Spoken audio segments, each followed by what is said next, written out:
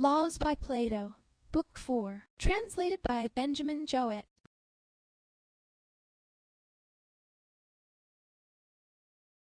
And now, what will this city be? I do not mean to ask what is or will hereafter be the name of the place. That may be determined by the accident of locality or of the original settlement. A river or fountain, or some local deity may give the sanction of a name to the newly founded city. But I do want to know what the situation is, whether maritime or inland. I should imagine, stranger, that the city of which we are speaking is about 80 stadia distant from the sea. And are there harbors on the seaboard? Excellent harbor, stranger. There could not be better. Alas, what a prospect!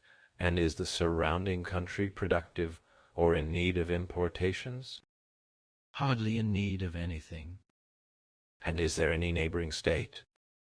None whatever, and that is the reason for selecting the place.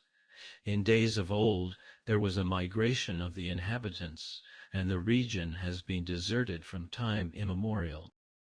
And has the place a fair proportion of hill and plain and wood? Like the rest of Crete in that. You mean to say that there is more rock than plain? Exactly. Then there is some hope that your citizens may be virtuous, had you been on the sea, and well provided with harbors, and an importing rather than a producing country. Some mighty savior would have been needed, and lawgivers more than mortal, if you were ever to have a chance of preserving your state from degeneracy and discordance of manners. But there is comfort in the 80 stadia, although the sea is too near, especially if, as you say, the harbors are so good. Still, we may be content.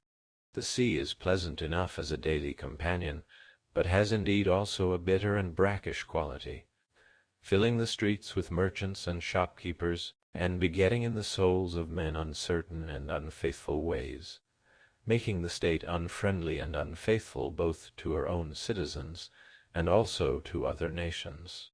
There is a consolation, therefore, in the country producing all things at home, and yet, owing to the ruggedness of the soil, not providing anything in great abundance. Had there been abundance, there might have been a great export trade, and a great return of gold and silver, which, as we may safely affirm, has the most fatal results on a state whose aim is the attainment of just and noble sentiments. This was said by us, if you remember, in the previous discussion. I remember, and am of opinion that we both were and are in the right. Well, but let me ask, how is the country supplied with timber for shipbuilding? There is no fear of any consequence, nor pine, and not much cypress, and you will find very little stone, pine, or plane, wood, which shipwrights always require for the interior of ships. These are also natural advantages. Why so? Because no city ought to be easily able to imitate its enemies in what is mischievous. How does that bear upon any of the matters of which we have been speaking? Remember, my good friend, what I said at first about the Cretan laws, that they looked to one thing only, and this, as you both agreed, was war. And I replied that such laws, in so far as they tended to promote virtue, were good. But in that they regarded a part only and not the whole of virtue, I disapproved of them. And now I hope that you, in your turn, will follow and watch me, if I legislate with a view to anything but virtue, or with a view to a part of virtue only. For I consider that the true lawgiver, like an archer, aims only at that on which some eternal beauty is always attending, and dismisses everything else, whether wealth or any other benefit, when separated from virtue. I was saying that the imitation of enemies was a bad thing, and I was thinking of a case in which a maritime people are harassed by enemies, as the Athenians were by Minos. I do not speak from any desire to recall past grievances, but he, as we know, was a great naval potentate, who compelled the inhabitants of Attica to pay him a cruel tribute. And in those days they had no ships of war as they now have, nor was the country filled with timber, and therefore they could not readily build them. Hence they could not learn how to imitate their enemy at sea, and in this way, becoming sailors themselves, directly repel their enemies. Better for them to have lost many times over the 7 youths, than that heavy-armed and stationary troops should have been turned into sailors, and accustomed to be often leaping on shore, and again to come running back to their ships, or should have fancied that there was no disgrace in not awaiting the attack of an enemy and dying boldly, and that there were good reasons, and plenty of them, for a man throwing away his arms and betaking himself to flight, which is not dishonorable, as people say, at certain times. This is the language of naval warfare, and is anything but worthy of extraordinary praise. For we should not teach bad habits, least of all to the best part of the citizens. You may learn the evil of such a practice from Homer, by whom Odysseus is introduced, rebuking Agamemnon, because he desires to draw down the ships to the sea at a time when the Achaeans are hard pressed by the Trojans. He gets angry with him and says, "Who, at a time when the battle is in full cry, biddest to drag the well-benched ships into the sea, that the prayers of the Trojans may be accomplished, yet more, and high ruin fall upon us. For the Achaeans will not maintain the battle when the ships are drawn into the sea, but they will look behind and will cease from strife, in that the counsel which you give will prove injurious." You see that he quite knew triremes on the sea in the neighborhood of fighting men to be an evil. Lions might be trained in that way to fly from a herd of deer. Moreover, naval powers which owe their safety to ships do not give honor to that sort of warlike excellence which is most deserving of it. For he who owes his safety to the pilot and the captain, and the oarsman, and all sorts of rather inferior persons, cannot rightly give honor to whom honor is due. But how can a state be in a right condition which cannot justly award honor? It is hardly possible, I admit. And yet, stranger, we Cretans are in the habit of saying that the battle of Salamis was the salvation of Hellas. Why, yes. And that is an opinion which is widely spread both among Hellenes and barbarians. But Megillus and I say rather that the battle of Marathon was the beginning, and the battle of Plataea the completion, of the great deliverance, and that these battles by land made the Hellenes better, whereas the sea fights of Salamis and Artemisium, for I may as well put them both together, made them no better, if I may say so without offense about the battles which helped to save us. And in estimating the goodness of a state, we regard both the situation of the country and the order of the laws, considering that the mere preservation and continuance of life is not the most honorable thing for men, as the vulgar think, but the continuance of the best life while we live, and that again, if I am not mistaken, is a remark which has been made already. Yes. Then we have only to ask whether we are taking the course which we acknowledge to be the best for the settlement and legislation of states. The best by far. And now let me proceed to another question. Who are to be the colonists? May anyone come out of all Crete? And is the idea that the population in the several states is too numerous for the means of subsistence? For I suppose that you are not going to send out a general invitation to any Hellene who likes to come. And yet I observe that to your country settlers have come from Argos and Aegina and other parts of Hellas. Tell me then, whence do you draw your recruits in the present enterprise? They will come from all Crete, and of other Hellenes, Peloponnesians will be most acceptable. For, as you truly observe, there are Cretans of Argive descent, and the race of Cretans which has the highest character at the present day is the Gortinian, and this has come from Gortys in the Peloponnesus. Cities find colonization in some respects easier If the colonists are one race, which like a swarm of bees is sent out from a single country, either when friends leave friends, owing to some pressure of population or other similar necessity, or when a portion of a state is driven by factions to emigrate. And there have been whole cities which have taken flight when utterly conquered by a superior power in war. This, however, which is in one way an advantage to the colonist or legislator, in another point of view creates a difficulty. There is an element of friendship in the community of race, and language, and laws, and in common temples and rites of worship. But colonies, which are of this homogeneous sort, are apt to kick against any laws or any form of constitution differing from that which they had at home. And although the badness of their own laws may have been the cause of the factions which prevailed among them, yet from the force of habit they would fain preserve the very customs which were their ruin, and the leader of the colony, who is their legislator, finds them troublesome and rebellious. On the other hand, the conflux of several populations might be more disposed to listen to new laws. But then, to make them combine and pull together, as they say of horses, is a most difficult task, and the work of years. And yet there is nothing which tends more to the improvement of mankind than legislation and colonization. No doubt. But I should like to know why you say so. My good friend, I am afraid that the course of my speculations is leading me to say something depreciatory of legislators. But if the word be to the purpose, there can be no harm. And yet, why am I disquieted? For I believe that the same principle applies equally to all human things. To what are you referring?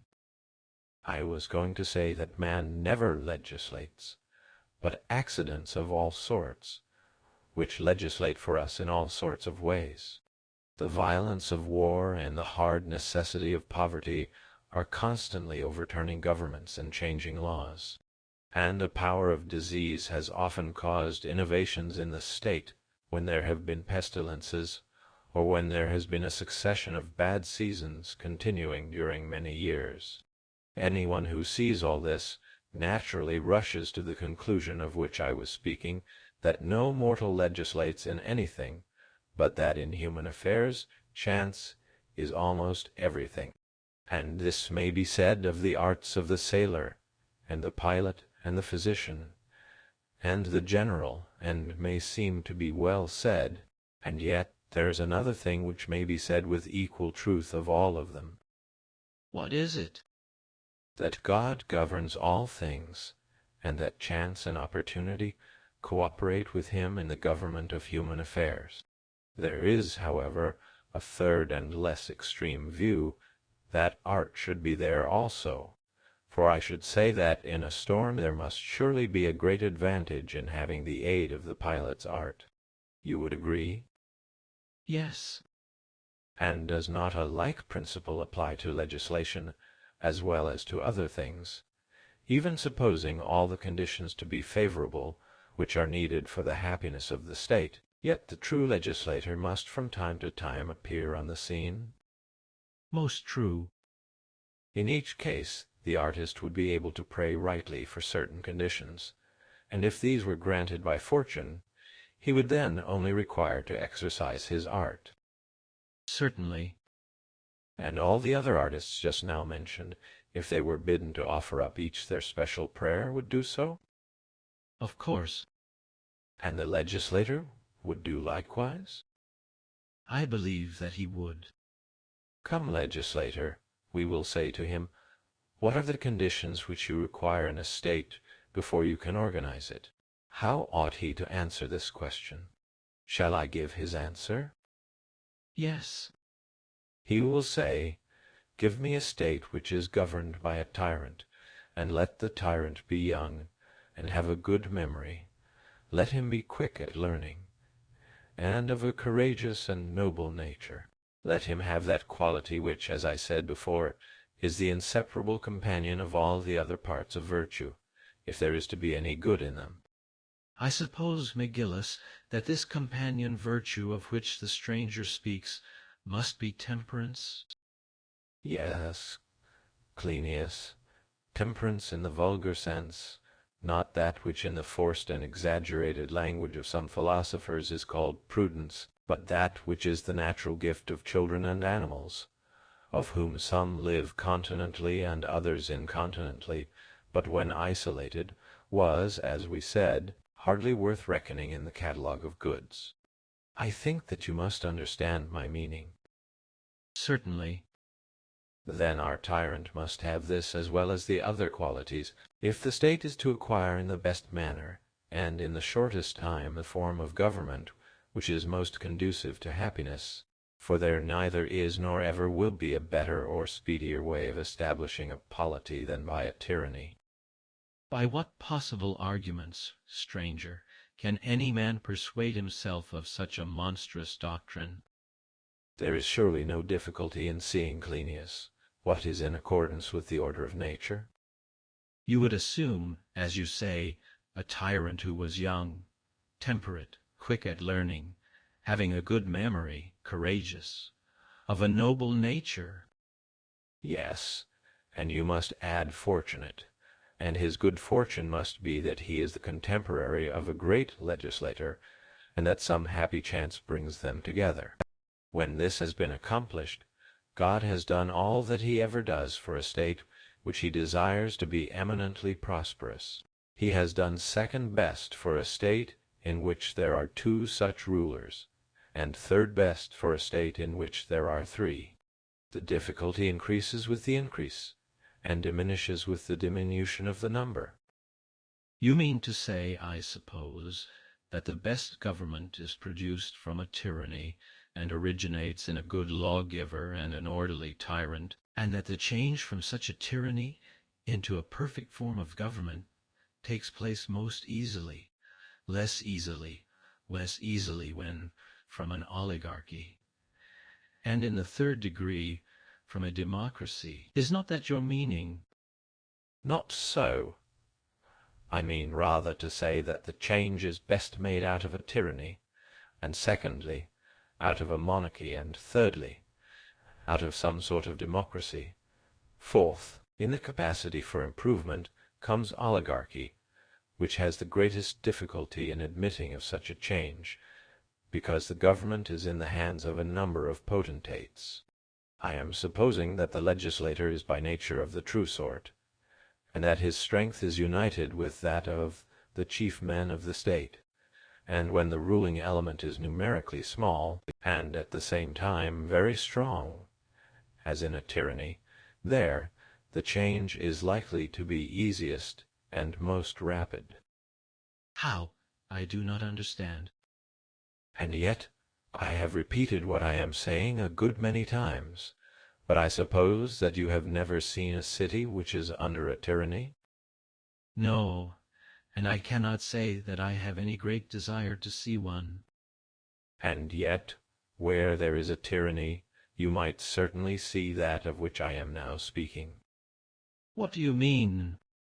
I mean that you might see how, without trouble, and in no very long period of time, the tyrant, if he wishes, can change the manners of a state. He has only to go in the direction of virtue or of vice, whichever he prefers, he himself indicating by his example the lines of conduct, praising and rewarding some actions, and reproving others, and degrading those who disobey. But how can we imagine that the citizens in general will at once follow the example set to them? And how can he have this power both of persuading and of compelling them? Let no one, my friends, persuade us that there is any quicker and easier way in which states change their laws than when the rulers lead. Such changes never have, nor ever will, come to pass in any other way. The real impossibility or difficulty is of another sort, and is rarely surmounted in the course of ages. But when once it is surmounted, 10,000, or rather all, blessings follow. Of what are you speaking?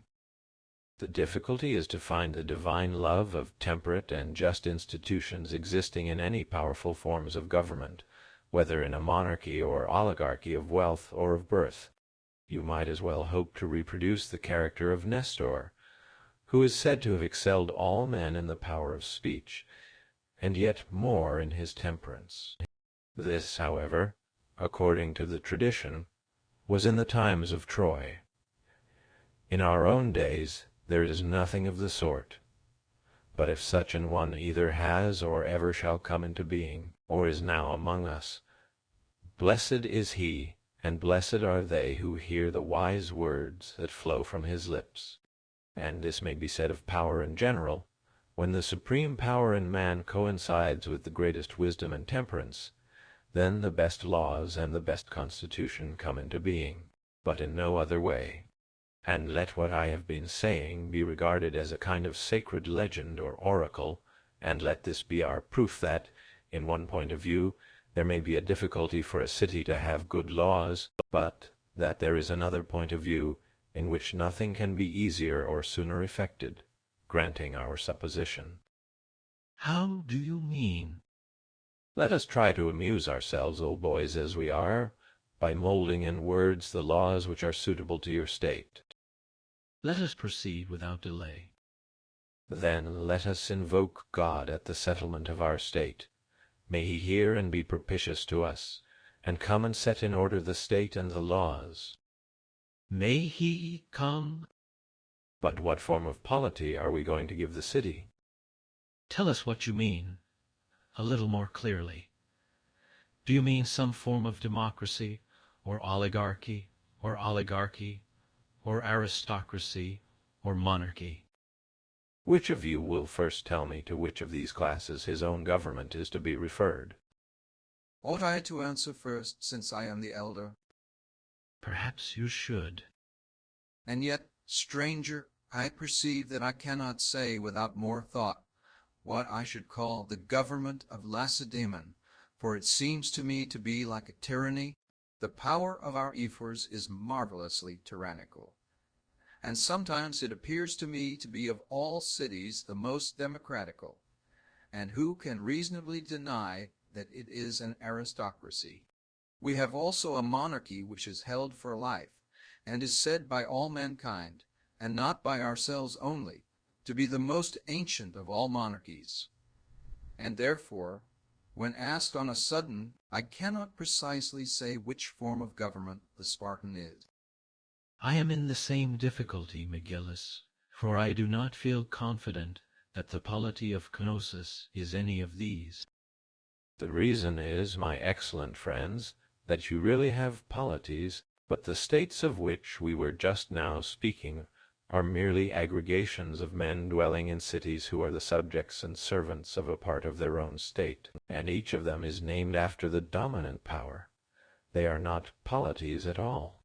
But if states are to be named after their rulers, the true state ought to be called by the name of the god who rules over wise men. And who is this god?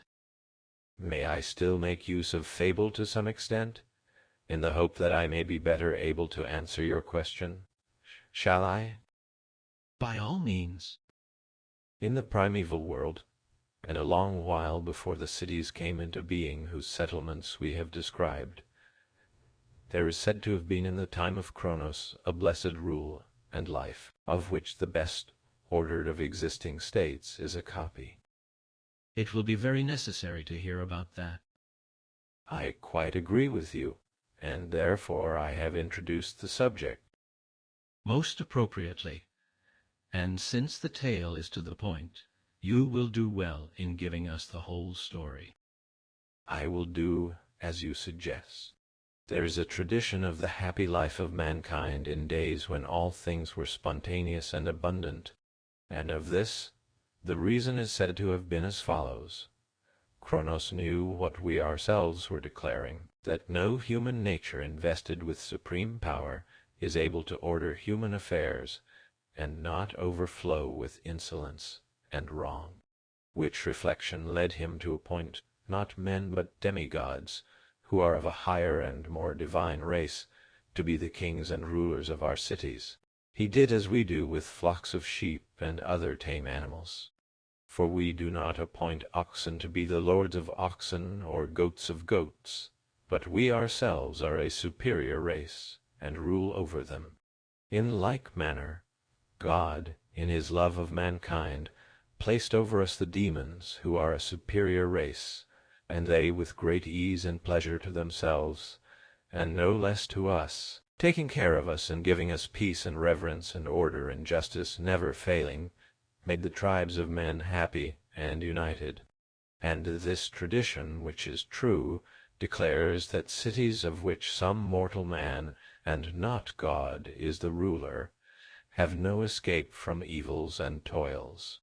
Still, we must do all that we can to imitate the life which is said to have existed in the days of Kronos, and as far as the principle of immortality dwells in us, to that we must hearken, both in private and public life, and regulate our cities and houses according to law, meaning by the very term law, the distribution of mind.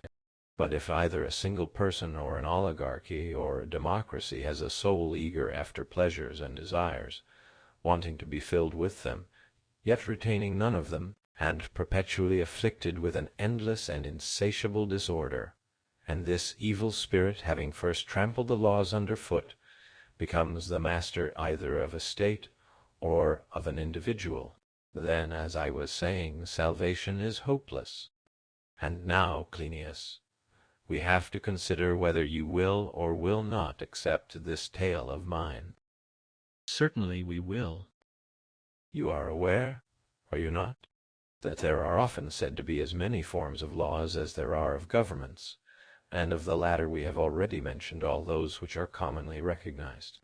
Now you must regard this as a matter of first-rate importance, for what is to be the standard of just and unjust is once more the point at issue. Men say that the law ought not to regard either military virtue or virtue in general, but only the interests and power and preservation of the established form of government. This is thought by them to be the best way of expressing the natural definition of justice. How? Justice is said by them to be the interest of the stronger. Speak plainer. I will. Surely, they say, the governing power makes whatever laws have authority in any state? True. Well, they would add, and do you suppose that tyranny or democracy or any other conquering power does not make the continuance of the power which is possessed by them the first or principal object of their laws? How can they have any other? And whoever transgresses these laws is punished as an evildoer by the legislator, who calls the laws just. Naturally. This, then, is always the mode and fashion in which justice exists. Certainly, if they are correct in their view.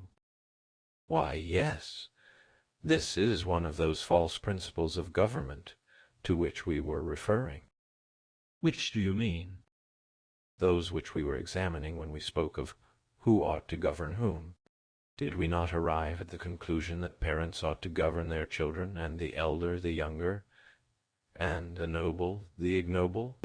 And there were many other principles, if you remember, and they were not always consistent. One principle was this very principle of might, and we said that Pindar considered violence natural and justified it. Yes, I remember. Consider, then, to whom our state is to be entrusted, for there is a thing which has occurred times without number in states. What thing? That when there has been a contest for power, those who gain the upper hand so entirely monopolize the government as to refuse all share to the defeated party and their descendants. They live watching one another, the ruling class being in perpetual fear that someone who has a recollection of former wrongs will come into power and rise up against them. Now, according to our view, such governments are not polities at all, nor are laws right, which are passed for the good of particular classes and not for the good of the whole state. States which have such laws are not polities, but parties, and their notions of justice are simply unmeaning.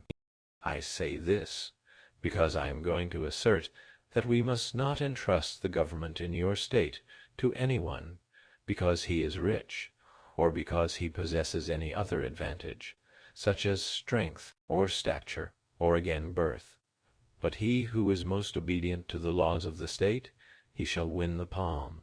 And to him who is victorious in the first degree shall be given the highest office and chief ministry of the gods, and a second to him who bears the second palm, and on a similar principle shall all the other offices be assigned to those who come next in order. And when I call the rulers servants or ministers of the law, I give them this name not for the sake of novelty, but because I certainly believe that upon such service or ministry depends the well or ill-being of the state.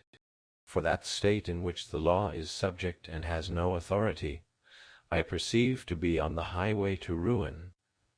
But I see that the state in which the law is above the rulers, and the rulers are the inferiors of the law, has salvation and every blessing which the gods can confer.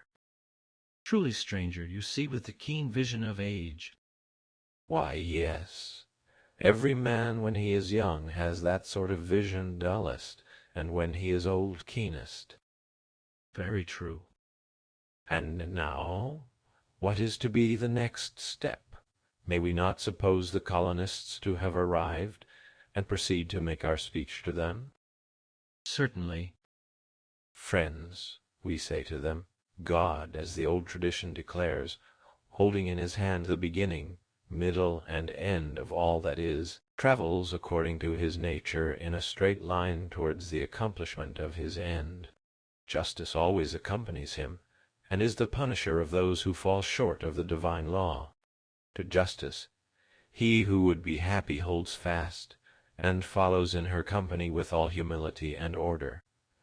But he who is lifted up with pride or elated by wealth or rank or beauty, who is young and foolish, and has a soul hot with insolence, and thinks that he has no need of any guide or ruler, but is able himself to be the guide of others, he, I say, is left deserted of God, and being thus deserted, he takes to him others who are like himself, and dances about, throwing all things into confusion, and many think that he is a great man, but in a short time he pays a penalty which justice cannot but approve, and is utterly destroyed, and his family and city with him.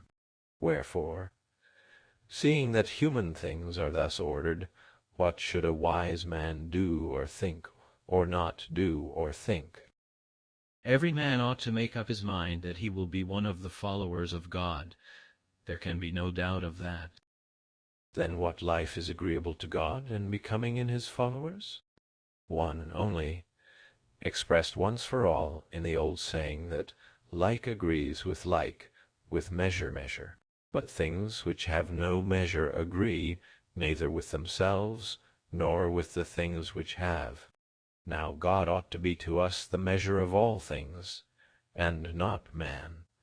As men commonly say, the words are far more true of him. And he who would be dear to God must, as far as is possible, be like him, and such as he is. Wherefore the temperate man is the friend of God, for he is like him, and the intemperate man is unlike him, and different from him, and unjust. And the same applies to other things. And this is the conclusion, which is also the noblest and truest of all sayings, that for the good man to offer sacrifice to the gods, and hold converse with them by means of prayers and offerings and every kind of service, is the noblest and best of all things, and also the most conducive to a happy life, and very fit and meet. But with the bad man the opposite of this is true, for the bad man has an impure soul, whereas the good is pure, and from one who is polluted neither a good man nor God can without impropriety receive gifts. Wherefore the unholy do only waste their much service upon the gods, but when offered by any holy man, such service is most acceptable to them. This is the mark at which we ought to aim. But what weapons shall we use, and how shall we direct them? In the first place, we affirm that next after the Olympian gods and the gods of the state, honor should be given to the gods below. They should receive everything in even numbers, and of the second choice and ill omen, while the odd numbers, and the first choice, and the things of lucky omen are given to the gods above, by him who would rightly hit the mark of piety. Next to these gods, a wise man will do service to the demons or spirits, and then to the heroes, and after them will follow the private and ancestral gods, who are worshipped as the law prescribes in the places which are sacred to them. Next comes the honor of living parents, to whom, as is meet, we have to pay the first and greatest and oldest of all debts, considering that all which a man has belongs to those who gave him birth and brought him up, and that he must do all that he can to minister to them, first, in his property, secondly, in his person, and thirdly, in his soul, in return for the endless care and travail which they bestowed upon him of old, in the days of his infancy, and which he is now to pay back to them when they are old, and in the extremity of their need. And all his life long he ought never to utter, or to have uttered, an unbecoming word to them, for of light and fleeting words the penalty is most severe. Nemesis, the messenger of justice, is appointed to watch over all such matters. When they are angry and want to satisfy their feelings in word or deed, he should give way to them. For a father who thinks that he has been wronged by his son may be reasonably expected to be very angry. At their death, the most moderate funeral is best, neither exceeding the customary expense, nor yet falling short of the honor which has been usually shown by the former generation to their parents. And let a man not forget to pay the yearly tribute of respect to the dead, honoring them chiefly by omitting nothing that conduces to a perpetual remembrance of them, and giving a reasonable portion of his fortune to the dead. Doing this, and living after this manner, we shall receive our reward from the gods, and those who are above us, and we shall spend our days for the most part in good hope. A. The demons. And we shall spend our days for the most part in good hope. And how a man ought to order what relates to his descendants, and his kindred and friends and fellow citizens, and the rites of hospitality taught by heaven, and the intercourse which arises out of all these duties, with a view to the embellishment and orderly regulation of his own life. These things, I say, the laws, as we proceed with them, will accomplish, partly persuading, and partly, when natures do not yield to the persuasion of custom, chastising them by might and right, and will thus render our state, if the gods cooperate with us, prosperous and happy. But of what has to be said, and must be said by the legislator who is of my way of thinking, and yet, if said in the form of law, would be out of place. Of this I think that he may give a sample for the instruction of himself, and of those for whom he is legislating, and then when, as far as he is able, he has gone through all the preliminaries, he may proceed to the work of legislation.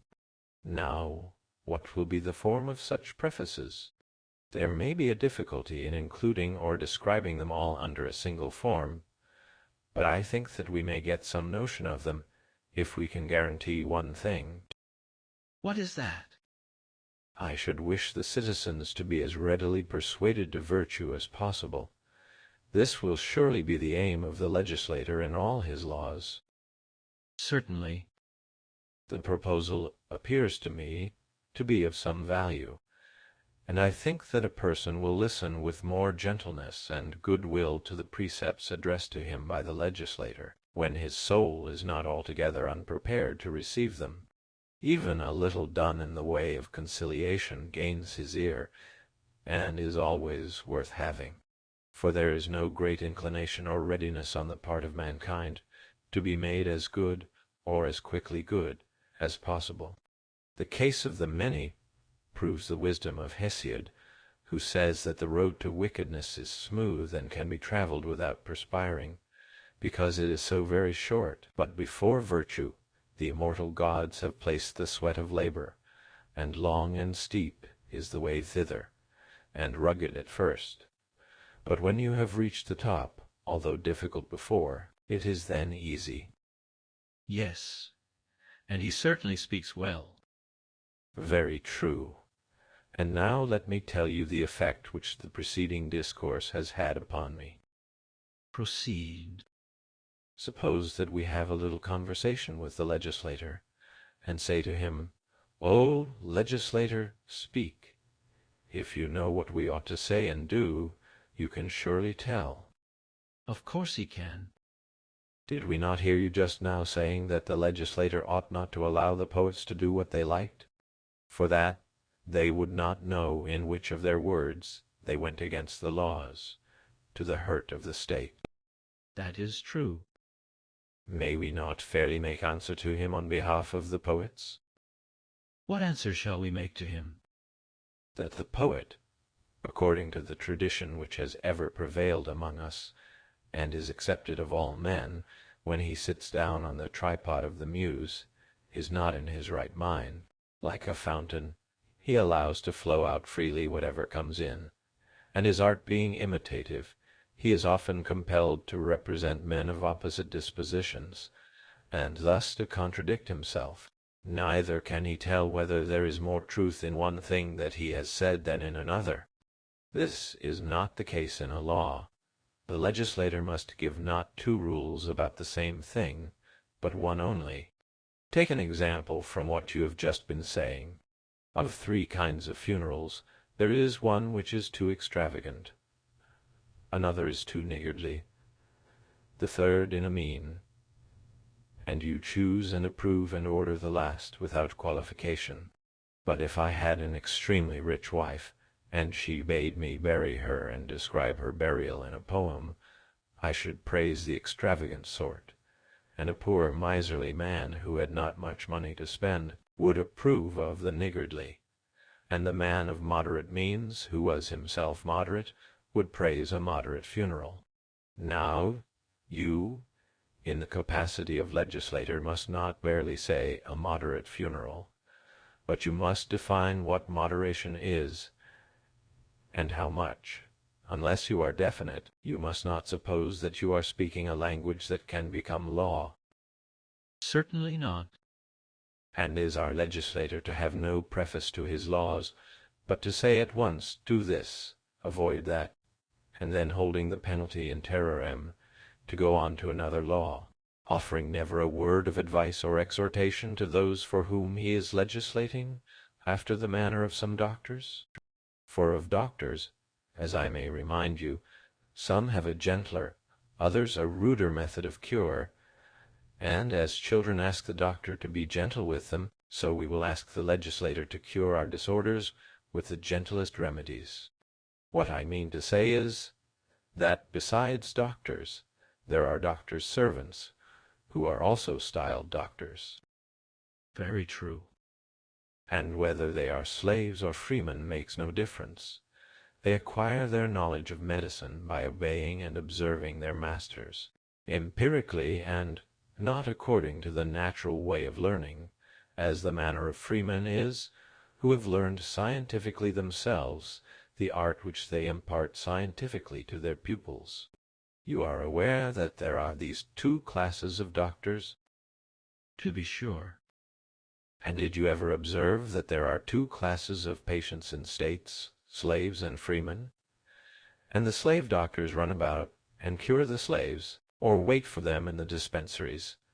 Practitioners of this sort never talk to their patients individually, or let them talk about their own individual complaints. The slave doctor prescribes what mere experience suggests, as if he had exact knowledge, and when he has given his orders like a tyrant, he rushes off with equal assurance to some other servant who is ill, and so he relieves the master of the house of the care of his invalid slaves. But the other doctor, who is a freeman, attends and practices upon freemen, and he carries his enquiries far back, and goes into the nature of the disorder. He enters into discourse with the patient and with his friends, and is at once getting information from the sick man, and also instructing him as far as he is able, and he will not prescribe for him until he has first convinced him. At last, when he has brought the patient more and more under his persuasive influences, and set him on the road to health, he attempts to effect a cure. Now, which is the better way of proceeding in a physician and in a trainer? Is he the better who accomplishes his ends in a double way, or he who works in one way, and that the ruder and inferior? I should say, stranger, that the double way is far better. Should you like to see an example of the double and single method in legislation? Certainly I should. What will be our first law? Will not the legislator, observing the order of nature, begin by making regulations for states about births? He will. In all states, the birth of children goes back to the connection of marriage. Very true. And, according to the true order, the laws relating to marriage should be those which are first determined in every state. Quite so. Then let me first give the law of marriage in a simple form. It may run as follows. A man shall marry between the ages of 30 and 35, or if he does not, he shall pay such and such a fine, or shall suffer the loss of such and such privileges. This would be the simple law about marriage. The double law would run thus. A man shall marry between the ages of 30 and 35, considering that in a manner the human race naturally partakes of immortality, which every man is by nature inclined to desire to the utmost, for the desire of every man that he may become famous, and not lie in the grave without a name, is only the love of continuance. Now mankind are coeval with all time, and are ever following, and will ever follow the course of time, and so they are immortal, because they leave children's children behind them, and partake of immortality in the unity of generation. And for a man voluntarily to deprive himself of this gift, as he deliberately does who will not have a wife or children, is impiety. He who obeys the law shall be free, and shall pay no fine. But he who is disobedient, and does not marry, when he has arrived at the age of 35, shall pay a yearly fine of a certain amount, in order that he may not imagine his celibacy to bring ease and profit to him, and he shall not share in the honors which the young men in the state give to the aged. Comparing now the two forms of the law, you will be able to arrive at a judgment about any other laws, whether they should be double in length even when shortest, because they have to persuade as well as threaten, or whether they shall only threaten and be of half the length. The shorter form, stranger, would be more in accordance with Lacedaemonian custom. Although, for my own part, if anyone were to ask me which I myself prefer in the state, I should certainly determine in favor of the longer, and I would have every law made after the same pattern if I had to choose. But I think that Cleinias is the person to be consulted, for his is the state which is going to use these laws. Thank you, McGillis. Whether in the abstract words are to be many or few is a very foolish question. The best form, and not the shortest, is to be approved, nor is length at all to be regarded. Of the two forms of law which have been recited, the one is not only twice as good in practical usefulness as the other, but the case is like that of the two kinds of doctors, which I was just now mentioning. And yet legislators never appear to have considered that they have two instruments which they might use in legislation, persuasion and force. For in dealing with the rude and uneducated multitude, they use the one only as far as they can. They do not mingle persuasion with coercion, but employ force pure and simple. Moreover, there is a third point, sweet friends, which ought to be, and never is, regarded in our existing laws. What is it? A point arising out of our previous discussion, which comes into my mind in some mysterious way. All this time, from early dawn until noon, have we been talking about laws in this charming retreat. Now we are going to promulgate our laws, and what has preceded was only the prelude of them. Why do I mention this? For this reason, because all discourses and vocal exercises have preludes and overtures, which are a sort of artistic beginnings intended to help the strain which is to be performed. Lyric measures and music of every other kind have preludes framed with wonderful care. But of the truer and higher strain of law and politics, no one has ever yet uttered any prelude, or composed or published any, as though there was no such thing in nature, whereas our present discussion seems to me to imply that there is. These double laws of which we were speaking are not exactly double, but they are in two parts, the law and the prelude of the law. The arbitrary command, which was compared to the commands of doctors, whom we described as of the meaner sort, was the law pure and simple, and that which preceded, and was described by our friend here as being hortatory only, was, although in fact an exhortation, likewise analogous to the preamble of a discourse. For I imagine that all this language of conciliation, which the legislator has been uttering in the preface of the law, was intended to create good will in the person whom he addressed, in order that, by reason of this good will, he might more intelligently receive his command, that is to say, the law. And therefore, in my way of speaking, this is more rightly described as the preamble than as the matter of the law. And I must further proceed to observe that to all his laws, and to each separately, the legislator should prefix a preamble. He should remember how great will be the difference between them, according as they have or have not such preambles as in the case already given. The lawgiver, if he asks my opinion, will certainly legislate in the form which you advise. I think that you are right, Cleinias, in affirming that all laws have preambles, and that throughout the whole of this work of legislation, every single law should have a suitable preamble at the beginning, for that which is to follow is most important, and it makes all the difference whether we clearly remember the preambles or not. Yet we should be wrong in requiring that all laws, small and great alike, should have preambles of the same kind, any more than all songs or speeches. Although they may be natural to all, they are not always necessary, and whether they are to be employed or not has in each case to be left to the judgment of the speaker or the musician, or, in the present instance, of the lawgiver. That I think is most true. And now, stranger, without delay, let us return to the argument, and, as people say in play, make a second and better beginning, if you please, with the principles which we have been laying down, which we never thought of regarding as a preamble before, but of which we may now make a preamble, and not merely consider them to be chance topics of discourse. Let us acknowledge, then, that we have a preamble. About the honor of the gods and the respect of parents, enough has been already said, and we may proceed to the topics which follow next in order, until the preamble is deemed by you to be complete, and after that you shall go through the laws themselves.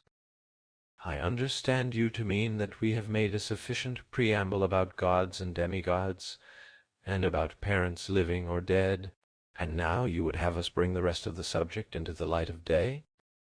Exactly.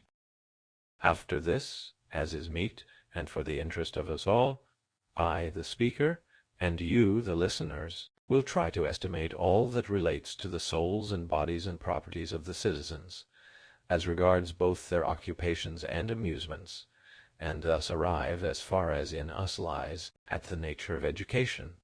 These, then, are the topics which follow next in order. Very good.